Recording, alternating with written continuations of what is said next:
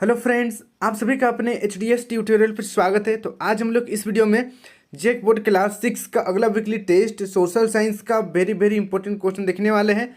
यहाँ पर जो भी क्वेश्चन मैं बताऊंगा काफ़ी ज़्यादा इंपॉर्टेंट है।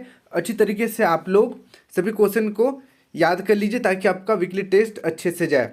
अगला वीकली टेस्ट 6 जनवरी 2024 को होने वाला है और उस दिन सोशल साइंस और संस्कृत का वीकली टेस्ट होगा। इस वीडियो में मैं आप लोगों को सोशल साइंस का वेरी वेरी इंपॉर्टेंट क्वेश्चन बता रहा हूँ। फिर आप लोगों के लिए मैं संस्कृत का भी इंपॉर्टेंट क्वेश्चन अपलोड कर दूंगा। नीचे डिस्क्रिप्शन पर चेक कीजिएगा, आपको वीडियो का लिंक मिल जाएगा। तो चलिए बिना देर के हम लोग क्वेश्चन की ओर बढ़ते हैं। आप लोगों से 10 MCQ क्वेश्चन पूछा जाएगा और 5 सब्जेक्टिव क्वेश्चन पूछा जाएगा। देखिए, पहला नंबर का क्वेश्चन है, गौतम बुद्ध ने किस धर्म की स्थापना की? गौतम बुद्ध ने किस धर्म की स्थापना की? पहला ऑप्शन है जैन धर्म, दूसरा मुस्लिम धर्म, तीसरा हिंदू धर्म, चौथा बौद्ध धर्म। तो गौतम बुद्ध ने बौद्ध धर्म की स्थापना की थी। ऑप्शन नंबर चौथा बिल्कुल सही हो जाएगा। दूसरा नंबर का क्वेश्चन देखिए, महावीर का जन्म हुआ था। महावीर का जन्म कब हुआ था? पहला ऑप्शन है 599 ईस्वी पूर्व, दूसरा 499 ईस्वी पूर्व, तीसरा 399 ईस्वी पूर्व, चौथा 299 ईस्वी पूर्व। तो इसका सही आंसर हो जाएगा ऑप्शन नंबर पहला 599 ईस्वी पूर्व महावीर जी का जन्म हुआ था। फिर देखिए तीसरा नंबर का क्वेश्चन है, महावीर की माता का नाम था। महावीर की माता का क्या नाम था? पहला ऑप्शन है द्रौपदी, दूसरा त्रिशला, तीसरा माया, चौथा गौतमी। तो इसका सही आंसर हो जाएगा ऑप्शन नंबर दूसरा त्रिशला। महावीर की माता का नाम त्रिशला था। अब बढ़ते हैं नेक्स्ट 4 नंबर की ओर। महावीर ने कितने वर्षों तक कठोर तपस्या की? महावीर ने कितने वर्षों तक कठोर तपस्या की? 15 वर्षों तक, 16 वर्षों तक, 12 वर्षों तक, 10 वर्षों तक। तो इसका सही आंसर हो जाएगा ऑप्शन नंबर तीसरा, 12 वर्षों तक कठोर तपस्या की थी महावीर जी ने।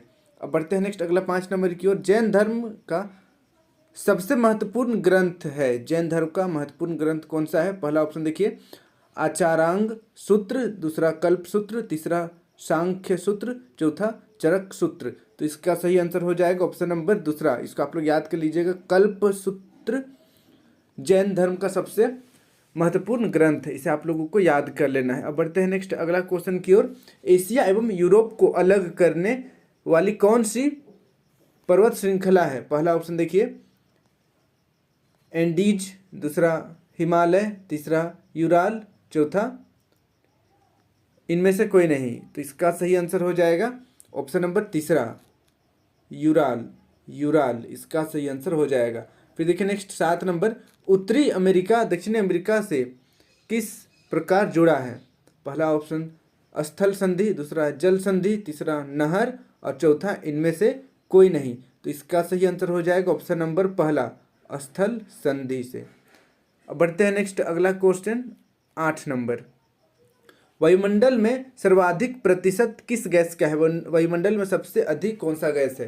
पहला नाइट्रोजन, दूसरा ऑक्सीजन, तीसरा कार्बन डाइऑक्साइड, चौथा इनमें से कोई नहीं। तो इसका सही आंसर हो जाएगा ऑप्शन नंबर पहला, सबसे अधिक नाइट्रोजन है।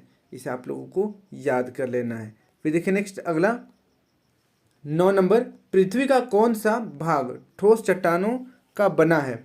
वायुमंडल, जलमंडल, स्थल मंडल, इनमें से कोई नहीं। तो इसका सही आंसर हो जाएगा ऑप्शन नंबर तीसरा स्थल मंडल।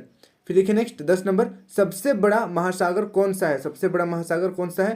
प्रशांत महासागर, हिंद महासागर, अंटार्कटिक महासागर या इनमें से कोई नहीं। तो ये तो आप बचपन से पढ़ रहे हैं, 1-2 क्लास से पढ़ते आ रहे हैं। सबसे बड़ा महासागर प्रशांत महासागर और सबसे बड़ा महादेश एशिया महादेश। दोनों को आप लोगों को याद कर लेना है। अब बढ़ते हैं कुछ अलग एक्स्ट्रा क्वेश्चन की और वैसे 10 क्वेश्चन ही पूछा जाएगा MCQ, लेकिन हम लोग यहाँ पर टोटल 15 क्वेश्चन देखेंगे। देखिए 11 नंबर, भारत में खालिस्तान राजनीतिक व्यवस्था है, बहुदलीय, एकदलीय, द्विदलीय, इनमें से कोई नहीं। तो इसका सही आंसर हो जाएगा ऑप्शन नंबर पहला, भारत में बहुदलीय राजनीतिक व्यवस्था है। कांग्रेस है, BJP है और बहुत तरह के अलग अलग नेता हैं। नेता है मीन्स अलग अलग बहुत सा राजनीतिक दल हैं। फिर देखिए नेक्स्ट अगला 12 नंबर, किसी देश की राजनीतिक व्यवस्था को कौन तय करता है? कानून या निर्णय या संविधान या गठन? तो इसका सही आंसर हो जाएगा ऑप्शन नंबर तीसरा संविधान। किसी देश की राजनीतिक व्यवस्था को संविधान तय करता है। संविधान में जो लिखा गया है या जो लिखा जाता है, अगर कुछ बदलाव भी होगा तो जो बदल गया सो बदल गया, उसी के अनुसार पूरे भारतवासियों को चलना है। फिर देखिए नेक्स्ट 13 नंबर, किस योजना के अनुसार जुलाई 1946 में संविधान सभा के चुनाव हुए? पहला ऑप्शन है क्रिप्स मिशन, दूसरा कैबिनेट मिशन, तीसरा ए और बी दोनों, और चौथा इनमें से कोई नहीं। तो इसका सही आंसर हो जाएगा ऑप्शन नंबर दूसरा, कैबिनेट मिशन। इसका आप लोग याद कर लीजिएगा, इंपॉर्टेंट क्वेश्चन है।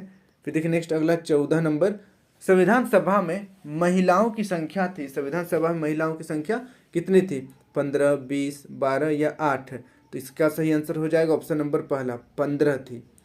फिर देखिए नेक्स्ट 15 नंबर, प्रारूप समिति के अध्यक्ष कौन थे? पहला ऑप्शन है एन माधवराव, दूसरा टी कृष्ण माचारी, तीसरा ऑप्शन है डॉक्टर भीमराव अंबेडकर, और चौथा सैयद मोहम्मद सादुल्लाह। तो इसका सही आंसर हो जाएगा ऑप्शन नंबर तीसरा, doctor BR Ambedkar, doctor Bhimrao Ambedkar. इसे आप लोग याद कर लीजिएगा। तो इन सभी क्वेश्चन को याद कर लीजिएगा, इंपॉर्टेंट है। इनमें से टोटल 15 में से आप लोगों को सिर्फ वैसे 10 क्वेश्चन ही पूछा जाएगा। फिर 5 सब्जेक्टिव क्वेश्चन भी हम लोग देख लेते हैं। देखिए पहला नंबर, जैन धर्म में त्रिरत्न से आप क्या समझते हैं? जैन धर्म में त्रिरत्न से आप क्या समझते हैं? तो इसका उत्तर देखिए, महावीर स्वामी ने कर्म, फल या जीवन मरण के बंधन से छुटकारा पाने के लिए त्रिरत्नों को अपनाने पर बल दिया है। ये त्रिरत्न है सम्यक ज्ञान, सम्यक दर्शन, सम्यक आचरण। इसे आप लोग याद कर लीजिएगा। फिर देखिए नेक्स्ट सेकंड नंबर, धर्म चक्र प्रवर्तन से आप क्या समझते हैं? तो इसका उत्तर आपको इस प्रकार लिखना है, ज्ञान प्राप्ति के पश्चात बुद्ध वाराणसी के निकट सारनाथ गए। यहाँ उन्होंने अपना प्रथम उपदेश दिया, जिसे धर्म चक्र प्रवर्तन कहा गया। इसे आप लोग याद कर लीजिएगा, इंपॉर्टेंट है। अब बढ़ते हैं अगला तीसरा नंबर, देखिए वायुमंडल किसे कहते हैं? वायुमंडल किसे कहते हैं? तो इसका उत्तर देखिए, गैस की परतें जो पृथ्वी को चारों ओर से घेरती है उसे वायुमंडल कहते हैं। इंपॉर्टेंट क्वेश्चन है, वायुमंडल किसे कहते हैं? गैस की परतें जो वायुमंडल को चारों ओर से घेरती है वायुमंडल कहते हैं। अब बढ़ते हैं नेक्स्ट अगला 4 नंबर की ओर। देखिए 4 नंबर का क्वेश्चन है, पृथ्वी को नीला ग्रह क्यों कहा जाता है? पृथ्वी को नीला ग्रह क्यों कहा जाता है? तो इसका उत्तर देखिए, पृथ्वी का 71% से अधिक भाग जल से घिरा है, इसीलिए बाह्य अंतरिक्ष से यह नीली दिखाई पड़ता है। यही कारण है कि इसे नीला ग्रह कहा जाता है। तो इसे आप लोग याद कर लीजिएगा, इंपॉर्टेंट क्वेश्चन है। फिर देखिए नेक्स्ट हमारा लास्ट प्यारा सा क्वेश्चन, भारतीय संविधान का जनक किसे कहा जाता है? भारतीय संविधान का जनक किसे कहा जाता है? तो इसका उत्तर देखिए, भारतीय संविधान का जनक डॉक्टर भीमराव अंबेडकर को कहा जाता है।